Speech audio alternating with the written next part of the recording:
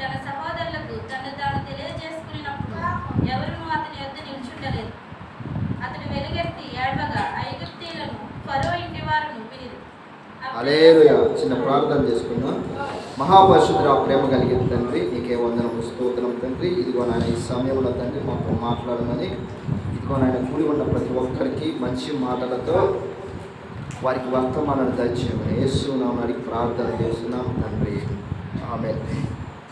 అప్పుడు యోసేపు తన యొద్దన్న నిలిచిన వారందరి ఎదుట తనను తాను అణుచుకొని జాలక, నా యొద్ద నుండి ప్రతి మనిషిని వెలుపలికి పంపివేయడని బిగ్గరగా చెప్పాను. ప్రియ సోదరి సోదరులారా, ఆయన ప్రభు తర్వాత ప్రభుగా ఉన్నప్పుడు అక్కడన్న ఆ పరివారం మొత్తం అక్కడ ఉన్నారు. తనను తను అణుచుకోని జాలకంటే దుఃఖంలో బాధలో వేడవాలనుకుంటున్నాడు అతను. బహుశా అక్కడ పనివారందరూ ఉన్నారు, వారి ముందు వేడితే బాగోదనుకున్నాడేమో. ఎమ్మటిని వారందరినీ పంపివేయమన్నాడు. అందరూ వెళ్ళిపోయిన తర్వాత ఇంకా అతను ఏం చేస్తున్నాడు, పంపివేయడని బిగ్గరగా చెప్పిన యోసేపు తన సహోదరులను తనను తాను తెలియజేసుకున్నప్పుడు ఎవరిని అతని యొద్ద నిలిచి ఉండలేదు. అతడు ఎలుగెత్తి ఏడవగా, ఇక్కడ ఎవరున్నారుగా, తన అన్నలు ఉన్నారు. బహుశా అతను ఏం ఆలోచించుకున్నాడంటే, నేను అనుకుంటున్నాను, ఒకవేళ అతను వారి పరివారం మొత్తం అందరూ ఎదుట ఏడ్చి ఉంటే, వారందరి ఎదుట వేడ్చి ఉంటే ఇతను ఎందుకు ఏడుస్తున్నారు, ఒకవేళ ఇతని దగ్గరకు వచ్చిన ఇతను ఏమన్నా అన్నారేమో అని అనుకుని ఉండొచ్చు. ఒకవేళ అలా కాదని అనుకుంటే ఇతను వల్ల ఏడుస్తున్నప్పుడు వీళ్ళేమన్నా పాత రోజుల్లో కానీ ఏమైనా చేసి ఉండొచ్చు, అది గుర్తొచ్చి ఇతను ఏడుస్తున్నారేమని అనుకుని ఉండొచ్చు. నిజమా కదా? అతను వారిని పంపించడం వరకు ఉద్దేశం ఏంటంటే వాళ్ళ అన్నల చెడుతనం గురించి ఆ దేశంలో ఉన్న వారికి తెలియజేయకుండా ఉంచటం. బహుశా వాళ్ళ అన్న ఎదుట అతను ఏడ్చినప్పుడు అక్కడ వారి పరివారం మొత్తం ఉన్నప్పుడు ఏం జరిగిందని ఆరాధిస్తే ఏమైపోద్ది, వాళ్ళ అన్నలే వారిని చంపాలనుకున్నారు, వాళ్ళ అన్నలు ఎంత దుర్మార్గులని తెలిసి ఉంటుంది ప్రియ సోదరి సోదరులారా. అందుకని వారందరినీ వెలుపలికి పంపేశారు. ఒకవేళ మనమే ఆ స్థానంలో ఊహించుకొని మనం ఆడ ఉన్నప్పుడు ఏమనిపించామంటే, నన్ను ఒకప్పుడు ఇతను చంపాలనుకున్నాడు, ఒకప్పుడు నన్ను ఏదో చేయాలనుకున్నాడో, వాడు ఏదైతే చేయాలనుకున్నాడో ఆ విషయం మనం ఏం చేస్తాం, ఊరు బయట అందరికీ ఇంత దుర్మార్గుడు అని ఊరందరికీ తెలియజేసినట్టు చూడాలని చూస్తాం కదా. కానీ తమ్ముడు అది చేయలేదండి. ఒకవేళ వాళ్ళందరి ఎదుట ఏడితే వాళ్ళ అన్నలు దోషులైపోతారేమో, వాళ్ళ అన్నలు తన ఎదుట ఏ నేరం అయితే చేశారో ఆ నేరము వారందరికీ తెలిసిపోతేమో అని ఆలోచన చేసుకుని వాళ్ళందరినీ బయటికి పంపించేసి, మీరు ఉంచుకోండి యేసోబు స్థానంలో మీరు ఉంచుకుంటే మీరు ఏమనుకుంటారు, మీ అందరు ఏడే ఉండాలి, నేను ఏడుస్తా, మీరు చేసిన తప్పు పొరపాట్లన్నీ అందరికీ తెలియాలి. నిజమా కదా? మన జీవితంలో ఎవరో ఒక వ్యక్తి ఎప్పుడో చేసింటే ఒక నేరాన్ని మనం ఇప్పటికీ దాన్ని సాగదీసి ఇంత పెద్దది చేస్తాం. కానీ తమ్ముడిని అన్నలందరూ అమ్మివేసినా కదా వాళ్ళ మీద ప్రేమ చూపించాడు. మనం చూపిస్తామా? వాళ్ళు దోషిగా ఉండకూడదని వారందరినీ బయటికి పంపించేశాడు. మనం పంపిస్తామా? మీరందరు రండి, నాకు న్యాయం చేయండి అనే ఊరు మొత్తాన్ని తెలుసుకొస్తాం కదా. మనం ఊరందరిని తెలుసుకొచ్చి గుమ్మికూడి మన ఎదుట వాటి నుంచి, ఇదిగో దోషి ఒకప్పుడు నన్ను ఎలా చేశాడని ఊరు మొత్తం చాటింపు చేస్తాడు. ఎవరు? మన అన్న తప్పు చేస్తేనే, మన తమ్ముడు తప్పు చేస్తేనే, మన అక్క తప్పు చేస్తేనే ఊరు మొత్తాన్ని చెప్తామండి. ఇంకా పరాయోడు చెప్తూ ఊరుకుంటామా? మనం పరాయోడు చేస్తే ఊరుకుంటామా? ఇంకా దేశం దాటిపోద్ది, వాడు తప్పు తోడేది. ఇంకా దేశం చాటించేసి చెప్పేస్తాం ఏమని, వాడు తప్పు తోడు దుర్మార్గుడని. కానీ యేసోపుడు ఏం చేశాడంట, వాళ్ళందరినీ బయట పంపించేసి ఏడ్చేసి కౌగిలించుకుంటున్నాడు. అప్పుడు చదవండి, నేను యోసేపును నా తండ్రి ఇంకా బ్రతికి ఉన్నాడా అని అడిగినప్పుడు అతని సహోదరులు అతని సమ్ముఖమందు తొందరపడి అతనికి ఏమి ఉత్తరము ఇవ్వలేకపోయింది. ఎందుకు ఇవ్వలేరు? వారు చేసిన తప్పు అన్నది అక్కడ గుర్తొచ్చింది. ప్రియ సహోదరులారా, ఏం గుర్తొచ్చింది? అతను అన్నాడు, నేను యోసేపును మీ తమ్ముడును, మా తండ్రి ఇంకా బ్రతికున్నాడా అనగానే వారు ఏమండి, మీ తండ్రి బ్రతికున్నాడయా, మన తండ్రి బ్రతికున్నాడని ఏమంటే సమాధానం చెప్పారా? సమాధానం చెప్పలా, ఆలోచించుకున్నారు. ఎందుకు? తన తండ్రి తన తమ్ముడు పట్ల చేసిన నేరము, తన తమ్ముడు పట్ల వ్యవహరించిన తీరును ఒకసారి ఆలోచన చేసుకున్నారు. ఒకవేళ నేను మీ తండ్రి బతుకున్నాడు, నేను మీ అన్నలని చెప్పేస్తే పాతది ఏమైనా గుర్తుంచుకున్నాను, ఏమైనా చేస్తారేమో, ఏమన్నా చేస్తాడేమో అని ఆలోచించుకున్నారేమో. లేకపోతే ఒకవేళ నేను మీ అన్నలే అని చెప్తే మళ్ళీ ఏమన్నా కక్ష తీర్చుకుంటాడేమో అని ఆలోచనలో పడ్డాడు. అందుకు ఆయన యేసు గారు ఏం చెబుతున్నారు ఒకసారి చదవండి. అయినను నా దగ్గరికి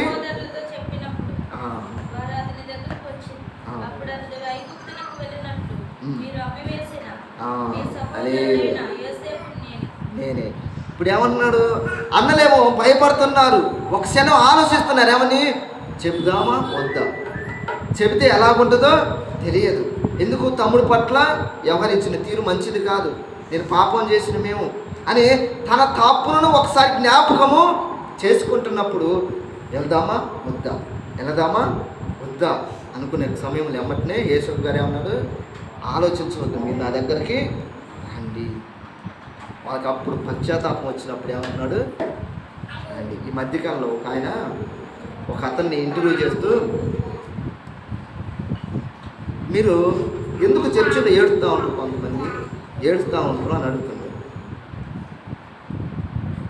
మీరు పాపుల రక్షకుడు అంటారు కదా, పాపులను రక్షించడం ఏమిటి? పాపులను శిక్షించాలి కదా, తప్పు చేసేవాడిని జైల్లో పెట్టాలి కదా, తప్పు చేసేవాడిని శిక్ష ఉండాలి కంపల్సరీగా, మరి అలాంటివన్నీ రక్షించడం ఏంటి, అలాంటివన్నీ కాపాడటం ఏంటి అని అడుగుతుంటే ఆ పాస్టర్ గారు సమాధానం చెప్తూ, ఒక వ్యక్తి పాపం చేసినప్పుడు తాను అది తెలుసుకొని పశ్చాత్తాపడటం అంటే ఏడవటం అన్నాడు.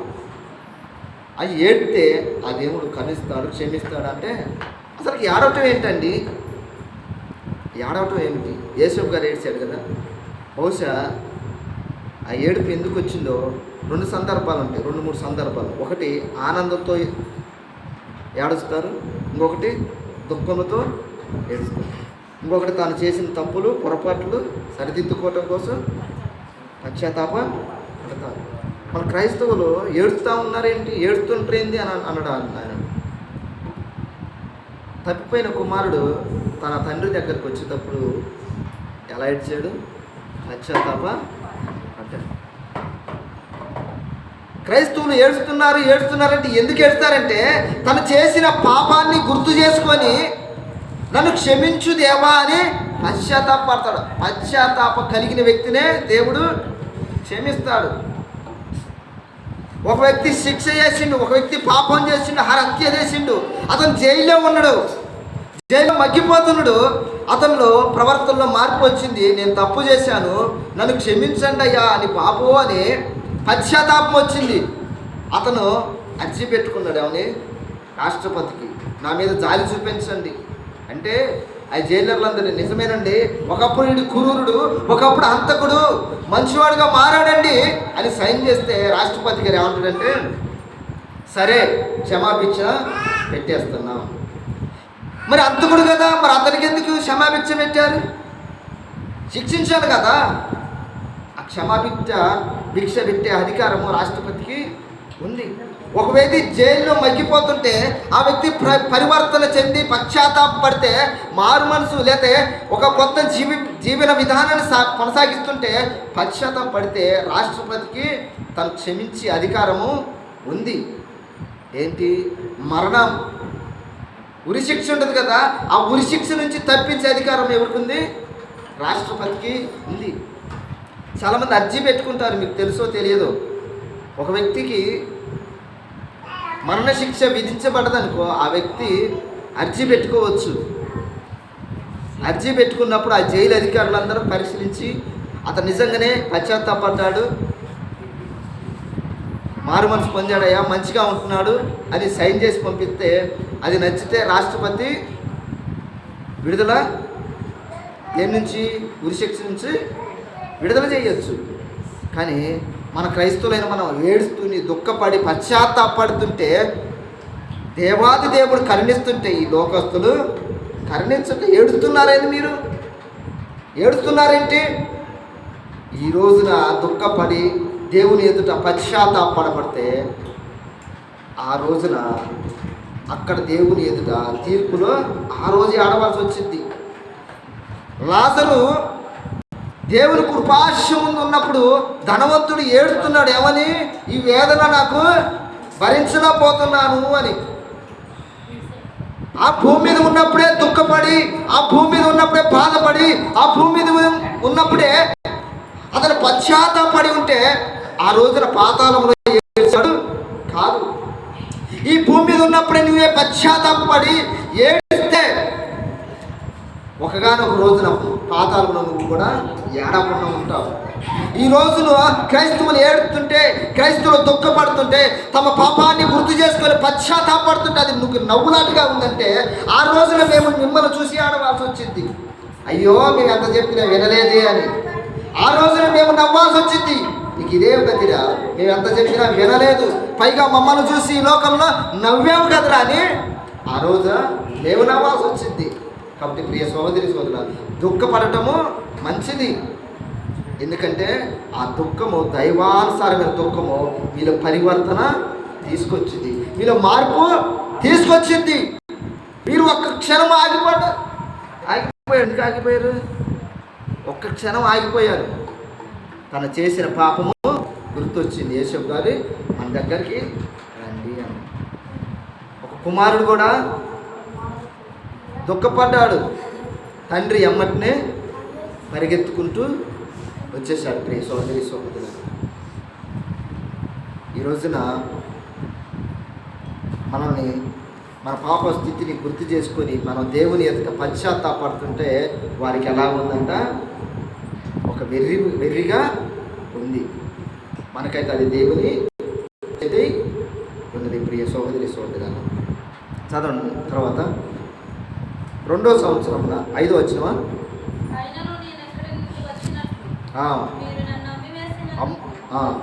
దుఃఖ సంతాపము కలుగనీయకుడి పంపించి ఉన్నాడు. ఏమన్నాడు? మీరు దుఃఖపడద్దు. ఒక క్షణం ఆగిపోయారు కదా, ఆగిపోయినారు. అయ్యో మా తమ్ముడిని అమ్మివేసామేమో అని ఒక క్షణము వారి తప్పుని గుర్తు చేసుకున్నారో ఏమో, ఎమ్మటినే మీరు బాధపడద్దు, మీరు దుఃఖపడద్దు అని వారి మీద జాలి చూపిస్తున్నాడు. మనమైతే ఏ శోభలాగా ఆలోచించాం. ఒకప్పుడు నన్ను చంపాలనుకున్నావు కదరా, ఒకప్పుడు నన్ను గొంతులో పడేసావు కదరా, కత్తి తీసావు కదరా, 10 మంది ముందు పరుగు తీసావు కదని జాలి చూపిస్తావా? బాధపడకండి అంటున్నాడు. మీరైతే అనరా? చెప్పండి, మీరేనరా? యేషోబు గారైతే యేషోబుని ఏం చేశారు అన్నలో? సౌండ్ చేయడం ఏం చేశారు? గొంతులో పడేశారు, ఎవరిని అమ్మి వేశారు. ఈ 2 పరిస్థితులు ఎంత దారుణమైన పరిస్థితి చేసినా ఏమన్నాడంటే, మీరు బాధపడద్దు, ఆ పని చేసినందుకు మీరు దుఃఖపడద్దు. దేవుడు ముందుగా నన్ను మిమ్మల్ని పోషించడం కోసం ఇదంతా కార్యము, దీనిలో కూడా దేవుడి కార్యము చూస్తున్నాడు. మన బాధ వస్తే, కష్టం వస్తే ఎవరిని చూస్తాం? ఈ బాధ కారణం దేవుడే. ఈ బాధ ఎవరు చేశారు? దేవుడే చేశాడు. ఆ బాధలో కూడా, ఆ దుఃఖంలో కూడా ఎవరిని మహింపరుస్తుందంట? దేవుణ్ణి మహింపరుస్తుంది. దేవుణ్ణి మహిమ. మరి నీకు బాధ వచ్చినప్పుడు, కష్టం వచ్చినప్పుడు ఎవరిని మహింపరుస్తున్నావు? దేవుని మహిమ పరుస్తున్నావా? ఇతరుల ఎడల, ఇతరుని ఎడల చేసిన తప్పులు పొరపాట్లు గుర్తు చేసుకుని, అయ్యో నా ఎడల ఇది తప్పు చేశారని వారి మీద నింద వేలెత్తి చూపుతున్నావా? లేకపోతే ప్రభా ఈ కార్యం కూడా నీ నామ మహిమార్థం కోసం వచ్చిందని దేవుణ్ణి మహిమ పరుస్తున్నావా? యేషోబు గారు తను చేసిన భక్తి జీవితంలో అన్యాయం జరిగింది. అన్యాయం అన్నల ద్వారానే జరిగింది. కానీ అన్నల దోషిగా ఎంచలేదండి. అన్నల దోషిగా ఎంచి మీరు నన్ను తప్పు చేశారు, ఇన్ని సంవత్సరాలు నేను నా కుటుంబానికి దూరం అయ్యాను, నా తండ్రికి దూరం అయ్యానని వారి ఎదురుగా ఉన్నప్పుడు అనలేదు. మనం అంటాం కదా, నీ నుంచి నా కుటుంబానికి దూరం అయ్యా, నీ నుంచి నా భార్యకు దూరం అయ్యా, నీ నుంచి నా అన్నకు దూరం అయ్యా, నీ నుంచి ఎన్నో సంవత్సరాలు నా కుటుంబానికి దూరంగా బ్రతుకుతున్నా. ఇలాంటి అన్యాయం చేస్తే మనం అంటాం కదా. కానీ యేసేపు అనలేదండి. ఆయన దేవుని నామాన్ని అన్నిటిలో దేవుడు నాడు. మధ్యకాలంలో ఒక ఆయన కోయ పాట పాడితే ఇదంతా దేవుడే వైరల్ చేసేసాడు. దేవుడే దేవుడే దేవుడే దేవుడే అని చెప్పారు. లాస్ట్కి ఆయన పోయి ఈ జబర్దస్త్ షోలో కోయారే కోయని కోయి అని వేషాలు వేసింది. తెలుసా మీకు? వ్యాలంటైన్స్ డే అని ఒక ప్రోగ్రాం పెట్టారు. సుడిగాలి సుధీర్ అంట. ఆయన దగ్గరకు పోయి ఆయన ఏమంటే కామెడీ షో చేసిండు. తెలుసా మీకు? అది అర్థం కాలేదు. ఆయన అబద్ధాలు చెప్పుకుని సాక్ష్యం చెప్పినని చాలామంది నెత్తి నోరు పెట్టుకున్న ఎవడు వినలా. నిజంగా గొర్రెలైతే వింటాయి, అడవి గొర్రెలైతే వినవు, కొండ గొర్రెలైతే వినవు. క్రైస్తవంలో కొండ గొర్రెలు ఉన్నాయి. అర్థమవుతుందా? దేవుడి పేరు చెప్పుకొని మైకి చెప్పుకొని అబద్ధ సాక్ష్యాలు చెప్పినా అబద్ధ మాటలు చెప్పినా నమ్మే కొండ గొర్రెలు ఉన్నాయి. ఇప్పుడు ఆయన అక్కడ ఏం చేస్తుందో కామెడీ షో చేస్తుంటే వాళ్ళ దగ్గర పోయి ఉన్నాడు. లోకమునకు వెలుగుకి ఏమైనా సంబంధం ఉంటుందా? చీకటికి వెలుగుకి ఏమైనా సంబంధం ఉందా? చీకటి సంబంధాలు చేసి ఆ కార్యక్రమాలకు పోయి వాళ్ళ దగ్గర పోయి ఇంకా చెప్పకూడదు, చాలా అసభ్యకరంగా ప్రవర్తించే మాటలు అయ్యి, డబుల్ మీనింగ్ డైలాగులు. అలాంటి వ్యక్తుల దగ్గర పోయి అతను చేసిన పొరపాటు ఏంటో తెలుసా? అతను చేసిన పొరపాటు తప్పు నేను అనుకుంటున్నా. ఒకవేళ కోడిని కోయి అనే మాట పొరపాటును వచ్చినా అది రెండోసారి పాడేటప్పుడు రాకూడదు. ఇంకొకటి, ఆ పాటని ఎవరో సినిమాలో వాడుకున్నామయ్యా అంటే వాడుకోండి అని చెప్పటం ఇంకొక తప్పు. ఏంటి? ఇది దేవుడి పాట అయ్యా, నేను దేవుడిని మహిమపరచడం కోసం వాడుకున్నాను, ఇది వాడుకోవద్దు అని చెప్పాలి. కానీ ఆయన ఏం చెప్పిండు? వాడుకోండి అని వాడుకోమన్నాడు. ఇంకొక తప్పు ఏంటో చెప్పిన, ఒక యాంకరు ఇదిగో మీ పాడిన ఈ పాట అనేక మంది అనేక రకాలుగా వేషాలు వేశారు. ఒకడేమో ముగ్గులేసి చేతబళ్ళు చేసే విధంగా, ఇంకొకడేమో నిద్రలో కూడా కళ్ళలో కూడా కలవరెత్తున్నట్టు చాలా ఎంతలో విశేషాలు చాలా రకాలుగా చేశాడు దాని మీద ట్రోల్స్. వీటన్నిటిని చూస్తే నీకు అనిపించిందంటే చాలా సంతోషంగా ఉందా? దరిద్రుడా నాకు అనిపించింది. దరిద్రుడా, వాళ్ళు చేసిన పిచ్చి గంతులకి నీకు సంతోషం అనిపించిందా? ఒక దేవుడి పాటనయ్యా నేను పాడుకున్నాను, దేహం మహిమార్థమే, పొరపాటుని మీరు ఇలా చేయొద్దయ్యా, దేవుడి పాట నేను పాడుకున్నాను, మీరు పిచ్చిగా వేయొద్దయా, పిచ్చిగా వేయొద్దని అని ఉంటే చాలా రెస్పెక్ట్ ఇచ్చేవాళ్ళు అందరూ. నాకు సంతోషం వేసింది. ఎందుకు?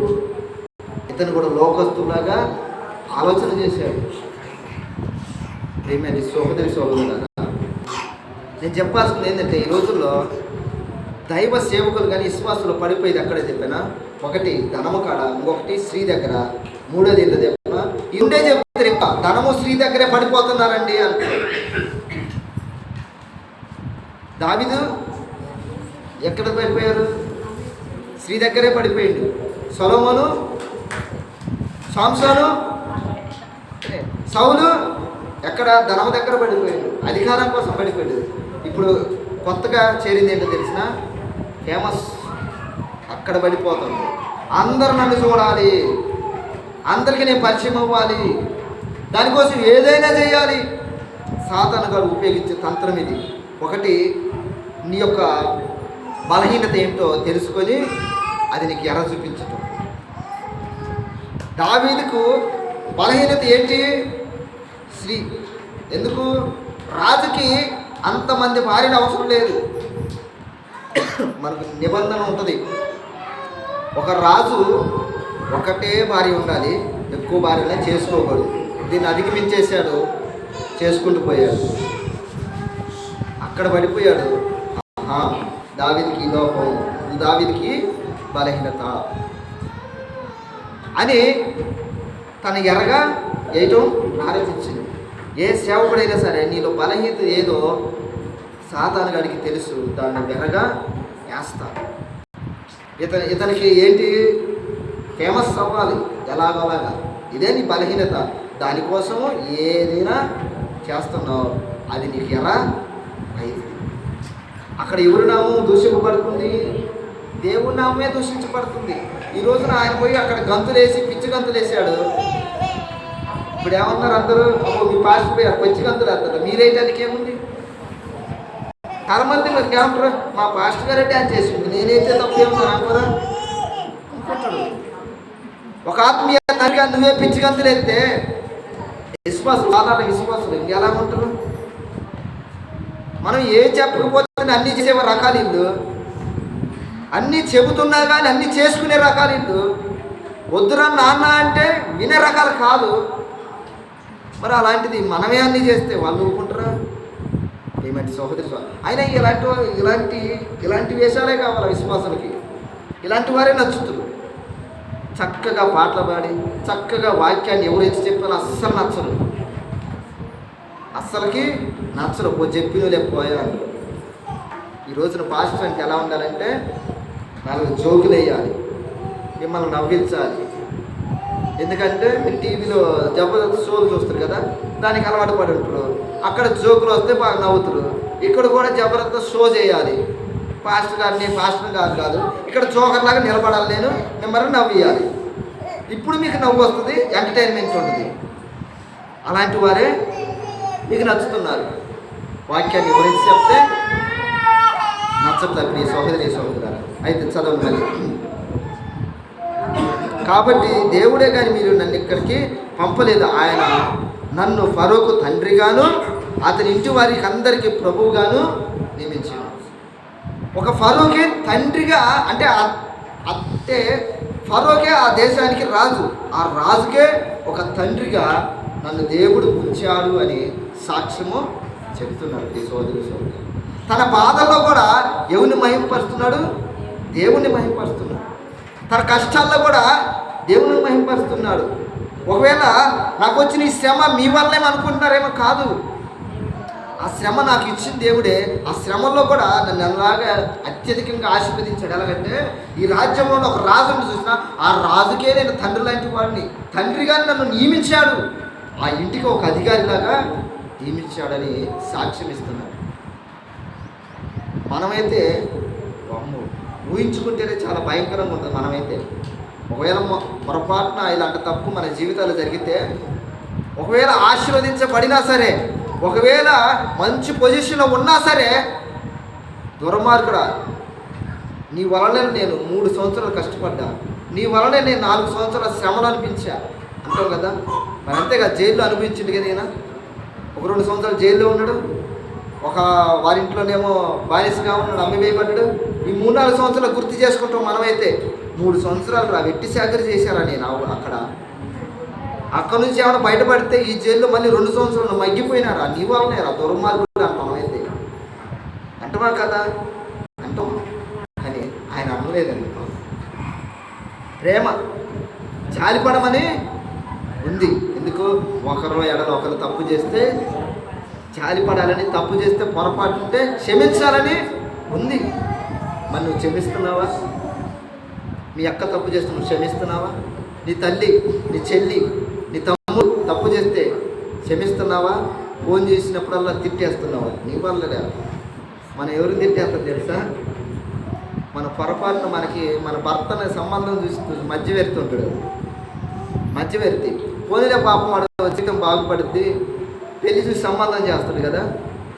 పెళ్లి కొడుకు తీసుకొచ్చి నీకు సంబంధం కుదిర్చి పెళ్లి చేస్తాడు. అప్పుడు గుర్తు కష్టాలు వచ్చినప్పుడు, ఈ దుర్మార్గుడు వల్ల నాకు ఈ కష్టాలు వచ్చినాయి, వీడి సంబంధం తీసుకొచ్చి నాకు అంటగట్టిండు, ఈ దుర్మార్గులు తీసుకొచ్చి నాకు అంటగట్టిండని ఆ మధ్యవర్తిలో తిట్టుకుంటాడు. భర్తను తిట్టలేక, ఎవరిని? భర్తను తిట్టలేక ఈ దుర్మార్గుడు వల్లే వీడు అసలు ఈ 10 మందిలోడు నాకు ఇలాంటి సంబంధం తీసుకొచ్చి మంచోడు 50 శాలరీ వస్తుంది అది ఇది అని చెప్పించి 4 అబద్ధాలు చెప్పొచ్చి నాకు అంటగట్టిందని మనం వాడిని ఏడుస్తాం. భర్తని తిడితే అడుగుకుంటా 2 జరుగుతుంది. ఒకప్పుడేమో ప్రమాణం చేసిన ఏమని, నీ కలుములో లేమిలో కష్టాల్లో నష్టాల్లో శ్రమల్లో నేను తోడై ఉంటాను అంటూ, శ్రమలో కష్టాలు రాగానే నేను ఈ దుర్మార్గుడే నాకు చేసింది, ఎవరిని? ఈ దుర్మార్గుడే నాకు పెళ్లి చేసిండయా అంటూ కష్టాలు వస్తాయి. ప్రమాణం ఏం చేసినావు? ప్రమాణాన్ని ఏం చేసినావు? తోడై ఉంటాను అని ప్రమాణం చేస్తే కష్టాలు వచ్చినప్పుడు ఏమంటున్నావు? ఈ దుర్మార్గుడే చేసేవాడు. ఈ సోదరుల ఆలోచన చేయండి. కష్టాల్లో కూడా ఆయన ప్రభుని మహింపరుస్తున్నాడు. వాళ్ళ అన్నల్ని దోషిగా ఎంచలేదు. మీరు కూడా కష్టాల్లో వచ్చినప్పుడు ప్రభు మహింపరచండి. ఇతరులు మీ ఎడల చేసిన తప్పును దోషిగా ఎంచొద్దు. వారిని దోషిగా ఎంచితే మరి కఠినంగా మారిపోతారు వాళ్ళు, తెలుసా? నువ్వు ఈ పొరపాటు చేసినవురా అని వాడిని పదే పదే గుర్తు చేసి వాడి మీద ఇంకా ద్వేషం పెంచుకున్నావు అనుకో, నీ ద్వేషం అట్టుంచు, వాడు ఇంకా పగ పెంచుకుంటాడు, తెలుసా?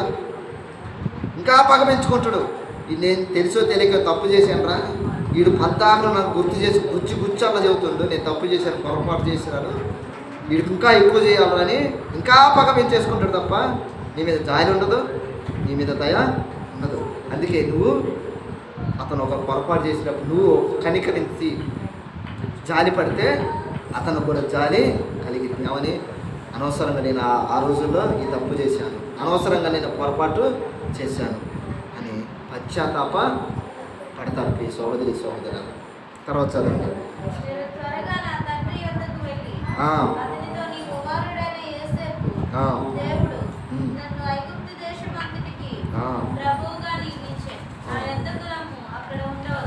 ఓకే, ఇప్పుడు తండ్రి దగ్గరికి వెళ్ళమంటున్నాడు. తండ్రి దగ్గరికి వెళ్ళి, ఇగో నువ్వు ఎవరైతే చనిపోయాడు అనుకున్నావో ఆ కుమారుడు ఇంకా బతికున్నాడు, ఐగుప్తులో ఉన్నాడు, అతను ఆ రాజ్యానికి ఒక అధికారిలాగా ఉన్నాడు, చెప్పి నా తండ్రిని త్వరగా తీసుకొని రండి, ఏలుతున్నాడని చెప్పండి. ఎందుకు? ఒకవేళ తండ్రి దగ్గరికి వెళ్ళి యోసేపు బతుకున్నాడు అని చెప్పటం కంటే యోసేపు అత్యున్నత స్థానంలో ఉన్నాడు అని తెలియజేస్తే తన తండ్రి సంతోషపడతాడు అని అనుకున్నాడేమో. కాబట్టి మీరు వెళ్ళి నా తండ్రికి చెప్పండి అని. బ్రతికి ఉన్నాడని చెప్తే తండ్రి ఏమని అడుగుతాడు? ఎలాగున్నాడు, ఆ దేశంలో ఎలాగున్నాడు, ఎలా బ్రతుకుతున్నాడు, తింటుందా తినట్లేదా టయానికి అని అడుగుతాడు కదా. అడుగుతాడేమో అనుకున్నాడేమో. అనుకుంటే మీరు వెళ్ళి అతను మంచి స్థానంలో ఉన్నాడు, మంచి అధికారిలాగా ఉన్నాడు అని చెప్పి తీసుకొని రండి అన్నాడు. ఈ సోదరులారా, ఈరోజు మీతో దేవుడు మాట్లాడుతున్నాడు తెలుసా? మీ కష్టాల్లో కూడా, మీ బాధల్లో కూడా దేవుణ్ణి మహింపరచండి, మిమ్మల్ని అత్యధికంగా ఆశీర్వదించబోతున్నారు. హల్లెలూయా. నమ్మి వారు విశ్వసించినట్లయితే ఆమేన్ చెప్పండి. ఆమేన్. ఒకవేళ మీ అన్నలో, మీ తమ్ముళ్ళో, మీ అక్కలో, మీ తండ్రి ఎవరైనా సరే మీ ఎడల ఏదో ఒక తప్పు పొరపాటు చేసి ఉంటే వారిని క్షమించండి, వారిని కరుణించండి. నేను గొప్పగా ఆయన దీవించబోతున్నాడు. హల్లెలూయా. త్వరగా చదవండి, కొన్ని వచ్చినాను. అప్పుడు ఇప్పుడు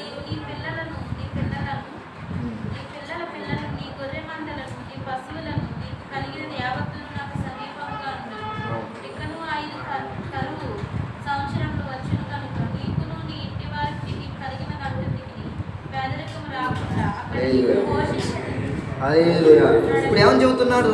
అన్నల దగ్గరికి వచ్చారు, వాళ్ళ పాపాన్ని, వాళ్ళ స్థితిని గుర్తు చేసుకున్నందుకు పశ్చాత్తాపడ్డారు. ఎమ్మటినే వాళ్ళకి ఏమి ఇస్తున్నాడు? గిఫ్ట్. ఏమిస్తున్నాడు గిఫ్ట్? నువ్వు ఈ దేశంలో వచ్చి బతకొచ్చు, ఇంకా 5 సంవత్సరాలు కరువు కాలాలు ఉన్నాయి, ఇక్కడ దేశ సంపద అంతా తినొచ్చు, బతకొచ్చు, మంచిగా సంపాదించుకోవచ్చు అని చెబుతున్నాడు. దీనికి కారణం ఏంటి? పశ్చాత్తాపడ్డారు, ఆ తప్పుని గుర్తు చేసుకున్నారు. తండ్రి దగ్గరకు ఒక వ్యక్తి వచ్చాడు కదా, తప్పేని కుమారుడు. తన తండ్రి దగ్గరకు వచ్చినప్పుడు ఎందుకు వచ్చాడు? పశ్చాత్తాపడ్డాడు. మరి ఆ తండ్రి ఊకున్నాడా? ఎమ్మటనే మంచి చెప్పులు తీసుకొచ్చాడు, మంచి ఒక డ్రెస్సు, వస్త్రాలు తీసుకొని వచ్చాడు. నువ్వు పశ్చాత్తాపడితే, నువ్వు దేవుని ఎదుట పశ్చాత్తాపడితే రేపు రోజు నీకు ఎలాంటిది ఇవ్వబోతున్నానంటే పరలోక రాజ్యంలో ఒక అత్యున్నత స్థానము ఇవ్వబోతున్నారు. అక్కడ ఆకలి ఏమీ లేవు. ఆ రోజు నీకు ఆకలి అయితేమో ఆకలి కోసం, తిండి కోసం ఆలోచించాల్సిన అవసరము రాదు. ఈ లోకంలో ఉన్నప్పుడు వస్తుంది. అందుకనే అన్నలు చెబుతున్నారు, ఇక్కడ ఎలా బ్రతుకుతాము, ఎక్కడ ఎలా ఉంటాము అని ఆలోచన కలిగి ఉంటారేమో. ఇక 5 సంవత్సరాల కరువులు ఎలా బ్రతుకుతాము అనుకుంటారేమో. ఈ కరువు సంవత్సరాలు నిన్ను గొప్పగా పోషించుకోవడానికి ఇక్కడికి రండి, ఇక్కడ వచ్చి మీరు బ్రతకండి అని తన అన్నలకు చూపిస్తున్నాడు. తన అన్నలు చేసింది పొరపాటే, క్షమించవచ్చు. క్షమించి కూడా వాళ్ళకి మేలు చేస్తున్నాడు. ఏంటో తెలుసా? కరువులో వాళ్ళని పోషించడానికి. మన శత్రులు మన ఎదుట ఉన్నప్పుడు మనల్ని కనికరించమని బతిలాడినప్పుడు మనం సరిలే పో, కరుణించు, క్షమించేసిన అంటాం. ఒకవేళ ఆకలి అన్నం పెట్టంటే పెడతామా? పెడతారా? నిన్ను క్షమించటమే ఎక్కువరా, మళ్ళీ నీకు ఆ అన్నం పెట్టాలా? నిజమా? లేరా? ఉన్నారా? లేరా? నేను చెప్పింది మీకు అర్థమవుతుందా? మన శత్రువు మన దగ్గరకు వచ్చి మన పొరపాటు చేశానే అన్నానుకో, క్షమించేసినావు. తాను ఏ విధంగా ఇబ్బంది పడుతున్నాడో, తన కుటుంబాన్ని పోషించుకోలేని స్థితి అని తెలుసు మనకి. అతనికి మీరు అన్నం పెడతారా? అతనికి జాబ్ ఇస్తారా? ఈయన ఉంచుకుంటే మళ్ళీ నా పక్కలో పళ్ళం పెట్టుకున్నట్టే, వీడు ఏదో ఒక రోజు మళ్ళీ నన్ను ముంచేస్తాడని. నిజమా కదా? వీడు నన్ను ఒకప్పుడే అసలుకి ఏమి లేని స్థితిలోనే వీడు నన్ను చంపాలని చూసిండు. ఇప్పుడు నాకు అంత ఆస్తి ఉంది, నన్ను చంపి కాజేసి అనుకుంటాడు. కానీ కనీసం వాళ్ళకి ఒక ముద్ద కూడా అన్నం పెట్టవు. మన ఆలోచన అయితే ఇదే. మరి యేసు ఆలోచన ఎలాగుంది? అన్నల పట్ల జాలి చూసి ఎలాంటిదే వాళ్ళకి క్షమించేసి మళ్ళీ వాళ్ళకే ఆహారము పెడుతున్నాడండి. మనం పెడుతున్నావా? మన శత్రువు ఆకలిగా ఉన్నప్పుడు ఆకలి అవుతుందమ్మంటే ముద్ద అన్నం పెడుతున్నావు. నువ్వు అన్నం పెడతావా? ఆకలిగా ఉందమ్మా అంటే అన్నం పెడతావు నువ్వు? పోరా దుర్మార్గుడా, నీకు ఈ గది పట్టాల్సిందే. నువ్వు చేసిన పాపం మామూలు పాపమారా? నువ్వు చేసిన పనికి నేను నిన్ను శ్రమలు అనిపించానో నీకేం తెలుసురా? పోరా దుర్మార్గుడా, నీ ముఖం చూడటానికి నాకు అసహ్యం ఉంది అని అనే రోజులు ఈరోజు. నిజమా కాదా? ఒక వ్యక్తి నీ ఎడల చేసిన తప్పును పశ్చాత్తాపడి ఒక ముద్ద అన్నం ఉంటే వేయమ్మా అని అడిగితే నువ్వేమంటావు? కనికరించి ఒక ముద్ద అన్నం పెడతావా? పొరా దుర్మార్గుడా, నువ్వు చేసిన పాపానికి ఇదే శాస్తి, నువ్వు చేసిన పనులకి ఇదే నీకు ఈ గతి పట్టాల్సిందే అని శాపన అర్థాలు పెట్టి వదిలేస్తున్నావా? మనకి బైబిల్ ఏం చెప్తుంది? శత్రువు ఆకలి వదిలినా ఆహారం పెట్టమని ఉంటుంది. నువ్వు ఆహారము పెడుతున్నావా లేదా? మరి అన్నల శత్రువు లాంటి వాళ్ళే కదా, చంపాలనుకున్నారు కదా, ఇది అసలుకి ఉండొద్దు అని అమ్మేసిన వాళ్ళే కదా. అలాంటి వ్యక్తులకి ఆహారాన్ని, ధాన్యాన్ని ఇచ్చేసాడండి. ఇంకొక 5 సంవత్సరాలు కరువులు ఎలా బతుకుతారో అని వారికి ఆహారాన్ని సిద్ధపరుస్తున్నాడు. మనం ఒక పూట అన్నం పెట్టడానికి మన శత్రువుకి మనకు మనసు రాదు. మరి అలాంటిది ఈయన ఏకంగా 5 సంవత్సరాలు భోజనము, 5 సంవత్సరాలు కరువులు పోషించబడటానికి సిద్ధం చేస్తున్నాడు. హల్లెలూయా. మనం కూడా ఒక మాటలో చెప్పాలంటే దేవునికి శత్రువులమే. ఎలాంటి వారము? దేవునికి శత్రువులమే. ఆయన చెప్పిన ప్రకారంగా నడవక, ఆయనకి విధేయులు కాక అవిధేయులమై, ఆయన చెప్పిన మాటకు వినక ఏదోనో తోటలో చేసిన ఆ తప్పును, ఆ పొరపాటు ఏదైతే ఉందో అది వారసత్వంగా మనకు వచ్చేసి ఆయన చెప్పిన మాటకు లోబడగలం. ఆయన మీదే తిరగబడ్డాం మనం, దేవుడి మీద తిరగబడ్డాం. ఎలా తిరగబడ్డామంటే, నువ్వు నన్ను కాదు సృష్టించింది, నువ్వు నా దేవుడు కాదు. అందుకని బైబిల్లో మాట ఉంటుంది, ఎద్దు కామాందు తన తల్లి ఎవరో తెలుసుకుంటుంది. కానీ నేను మిమ్మల్ని సృష్టించి పెద్దవారిని చేస్తే మీరు నన్ను ఎరగట్టు, నువ్వెవరు?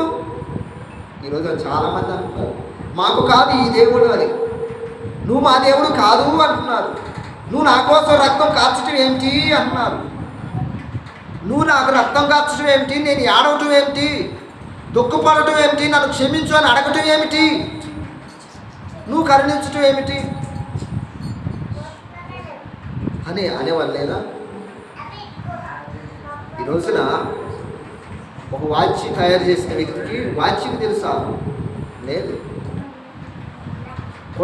కొండని ఒక వ్యక్తి కొండ చేశాడు, కొండకు తెలియకపోవచ్చు, కానీ ఆ కొండను కొనుక్కుంటున్న మనకన్నా తెలియదు కదా.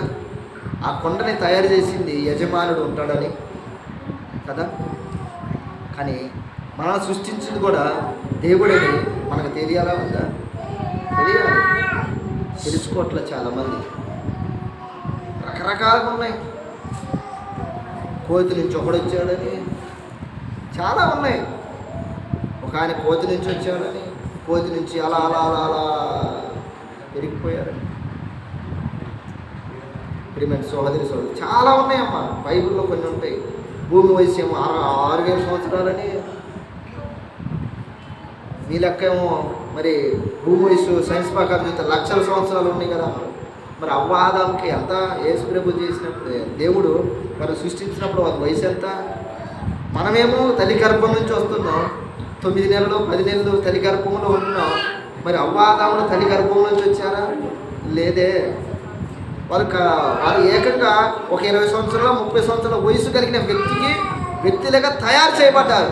ఈ భూమి కూడా అంతే, కొన్ని లక్షల సంవత్సరాల వయసు కలిగిన దానిలాగా దేవుడు తయారు చేశాడు. దీని వయసు ఎంత అంటే ఈరోజు తయారు చేసింది కాబట్టి ఈరోజు వయసు చెబుతుంది. దీన్ని పరీక్షించి చూస్తే ఇవి కనీసం ఒక 5 సంవత్సరాలు వచ్చి ఉంటుందయా. నువ్వు కొన్న వయసే చూస్తున్నావు కదా. ఈ సెల్ ఫోన్ నేను కొన్నది ఎప్పుడు? 2 సంవత్సరాల కిందట. మరి అంతకుముందు తయారు చేసింది అర్థమైందని నేను చెప్పేది.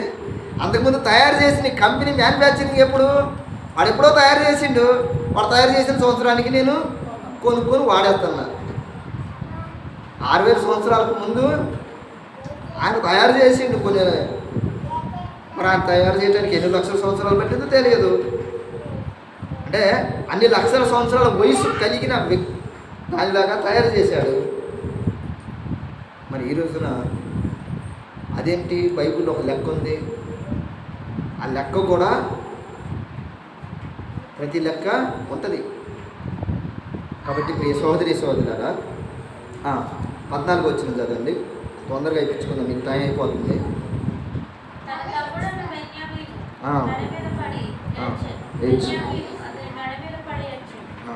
అతడు తన సహోదరులందరినీ గుర్తుపెట్టుకొని వారి మీద పడి ఏడ్చిన తరువాత అతని సహోదరులు అతనితో మాట్లాడారు.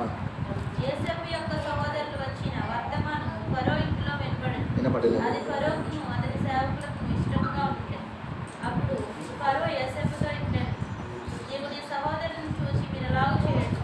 మీ పశువుల మీద బరువులు కట్టి కానాను దేశంలోకి వెళ్ళి మీ తండ్రిని మీ ఇంటి వారిని ఎండబెట్టుకుని నా యొద్దకు రండి. ఐగుప్తు దేశమంతటి మంచి వస్తువులను మీకు ఇచ్చేదను. ఈ దేశం యొక్క సారము మీకు అనుభవించేదను. నీకు ఆజ్ఞ అయినది కదా. దీనిని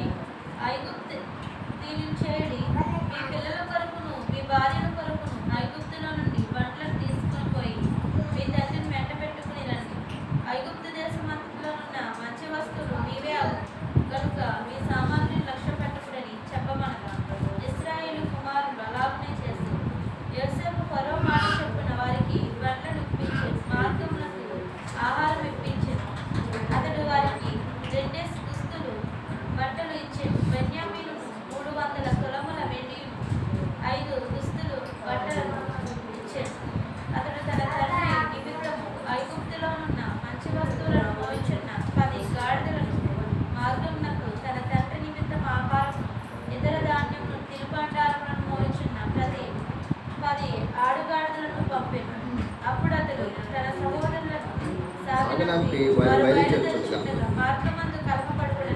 వారితో చెప్పారు. ప్రియ సోదరి సోదరులారా, ఒకసారి ఆలోచన చేయండి. ఈ మాట వినపడ్డది. అరే యేషోబు ఒక అన్నలు వచ్చారు అని ఫరోకి వినపడ్డదంట. ఆ ఫరో కూడా ఆలోచించుకోండు. అబ్బా, అతను అనుకున్నాడా? ఈ ఫరో కొంతమందికి ఉంటుంది ఎలాగంటే, ఈడే అనుకుంటే వాళ్ళ కుటుంబం మొత్తం వచ్చి తెలుతుందిరా బాబు అనుకుంటారు కదా. ఏమైనా పానీలే అని చుట్టం పెళ్ళికో దేనికో కట్ట వచ్చేది. మనకు బంధువులు చెబుతాం కదా, ఎవరికో పెళ్లి చెబుతావు, వాడు వారం రోజుల ముందు వచ్చింది అనుకో, ఈడేంద్ర నాయన పెళ్ళి వారం రోజులు ఉంటే మొత్తం ఇక్కడికి వచ్చేది. తల్లి తండ్రి కుమారుడు కూతురు మొత్తం వచ్చారు. ఈఎంఐలు పెంచి పోషించడానికే, నేను తినడానికే లేదనుకుంటే ఈడేంద్ర మొత్తం కుటుంబం మొత్తం ఇక్కడికి వచ్చింది అనుకుంటాం కదా. మరి ఆయన పర్వాలు అనుకోలేదా? అన్నలు వచ్చిర్రా, అయితే వాళ్ళందరినీ తీసుకొని రండి, మీరు ఐగుప్తులో సంపాదించుకొని ఎంతో కొంత ఉంటారు కదా, అది అవసరమైతే ఆడనే వదిలేసి రండి, అంతకు రెట్టింపు ఇక్కడ ఉంది, ఇదే తీసుకోండి మీరు అని అంటారు అసలు ఆ మాట ఎవరన్నా అంటామా? అనం. మనమైతే ఇంకొక 1,00,000 ఉంటే ఇంకో 10 లక్షలు సంపాదించుకోవాలి, ఇంకో 10 సంపాదించుకోవాలంట. పర్వైతే రాజు అసలు రాజులు ఎలా ఉంటారు? ఇంకొక రాజ్యాన్ని పోయి ఇంకొక రాజ్యాన్ని జయించాలి, రాజ్యాలు జయించుకోవాలంటారు. ఈయనేందో మరి విచిత్రం, దానకారుడు అనుకుంటే ఆయన దానం చేసేవాళ్ళ కాదు. ఆయన మొహపాటు వల్ల ఒకవేళ మీరు అక్కడ డబ్బు ధనం సంపాదించుకుంటే అది మొత్తం అక్కడ వదిలేసి రండి, అక్కడ వదిలేసి ఇక్కడ వచ్చి అంతకు రెట్టింపు ఉంది, అది మొత్తం మీరే సమకూర్చుకొని మీరే అనుభవించండి అని చెప్తున్నాను. ఈ సోదరు దీన్ని ఒకసారి ఊహించుకుంటే పల్లపు రాజ్యంలో ఆయన ఆరాధించేటప్పుడు ఆ రాజ్యంలో వెండి బంగారంతో చేయబడిన ఆ రాజ్యంలో అదంతా మనదే. అక్కడ ఆనందము సంతోషము